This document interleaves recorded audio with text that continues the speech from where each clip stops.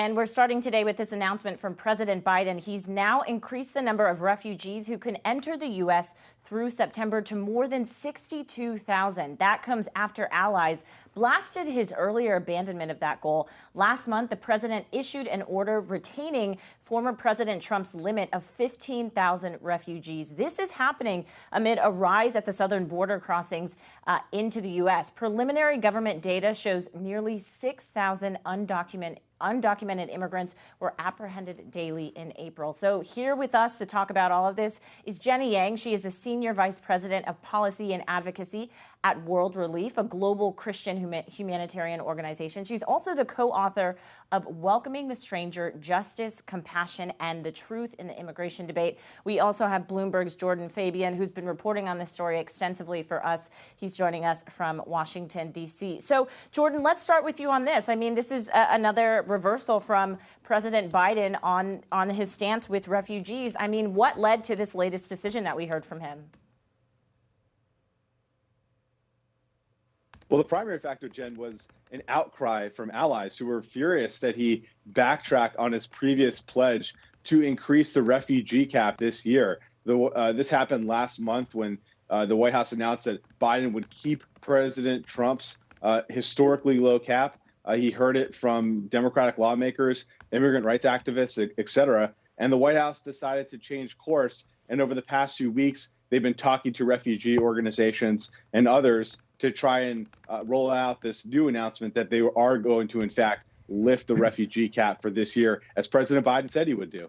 And let's bring in Jenny to this conversation. Jenny, you are among one of those organizations that has been really advocating for this from the administration. I mean, what is the sort of work that you and your team have been doing over the past few weeks and months to get to this decision that we saw yesterday? Well, the main thing we were asking the president to do was just to follow through with the commitment that he himself had publicly made to raise the refugee ceiling to 62,500.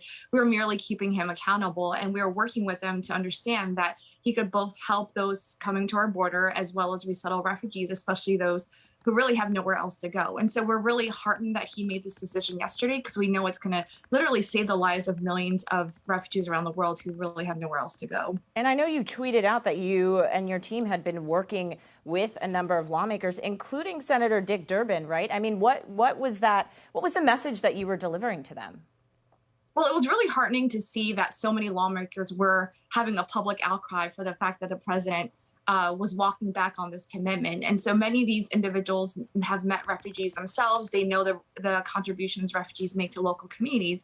And they, again, were just pressuring their president to make sure that he followed through on this promise, knowing that there are significant foreign policy implications as well as local community implications if we're not able to meet the goal of resettling 62,500 refugees this fiscal year. And why is it so? Tell us a little bit about this argument for admitting this number of refugees in. I mean, there really is an economic benefit for the country, right? Can you just walk us through sort of what the data that you've analyzed tells you about this?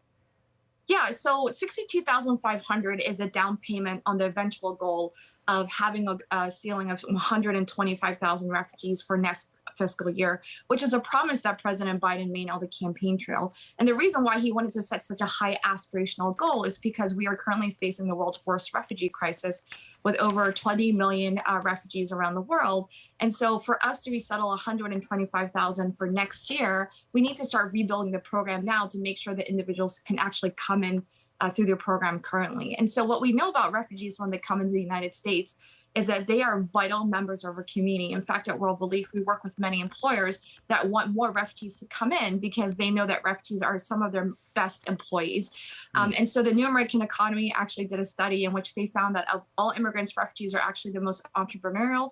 They're the ones that start businesses. And over the long term, over 20 years, they actually contribute back more to the local communities in taxes and services than they actually take in terms of initial government support when they first get here. So the economic contributions of refugees are undeniable, as well as the social contributions that refugees make to really making our communities more vibrant, because some of them are some of the most patriotic Americans knowing what they fled to find freedom and safety here, they really love calling the United States of America their new home. Yeah, Jenny, you make a really good point. Jordan, I want to bring you back in here and talk about the political elements of this, and specifically to the point that Jenny just made, because it doesn't seem to be the point that is resonating with Republican leaders. Tom Cotton, for example, Senator of Arkansas, tweeting, quote, "Increasing the refugee admissions cap will put American jobs and safety at risk. The Biden administration should be focused on getting Americans back to work." Given the data that Jenny just talked about, does the Biden administration seem to actually be, and you see the tweet right there for people watching,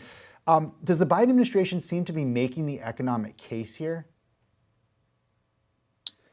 You know, we've primarily heard them make the moral and humanitarian case for more refugees. And we've heard them talk about how they need to expand legal pathways, especially dealing with the situation on the southern border.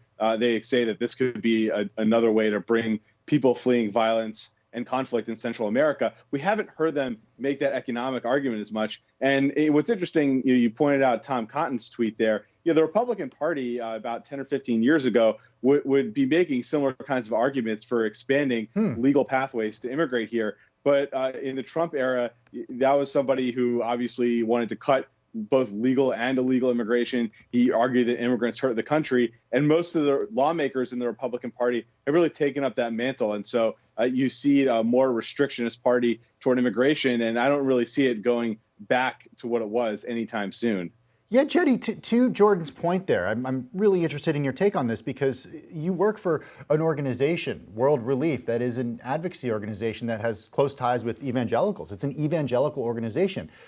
Evangelicals overwhelmingly support President Trump, President Trump's policies, and the Republican Party. So help thread this needle for us, and where you find yourself as an advocate, but also as somebody that works for an organization that does seemingly in the past to have had, I don't want to say the organization, but evangelicals have had really close ties to President Trump and his policies. Well, I think what we saw over the past many years is that even though President Trump was president, there were many evangelicals that actually decried a lot of his policies that we didn't believe were pro-life. When we are excluding individuals that are fleeing persecution, and many of them were persecuted Christians, there was actually a public outcry from many evangelicals and evangelical leaders who were saying, President Trump, you need to raise the refugee ceiling. And so you actually see a similar vein of advocacy from evangelicals when President Biden was not following through on his promise to raise the ceiling to 62,500. And so for a lot of evangelicals, we've worked with many communities across the United States that firmly believe that we as a country need to continue to keep the doors open for those fleeing persecution. And I would say that this program has always enjoyed bipartisan support. Senator Langford and Senator Coons last year sent a letter saying that they supported a higher refugee ceiling from the historically low one we saw under President Trump.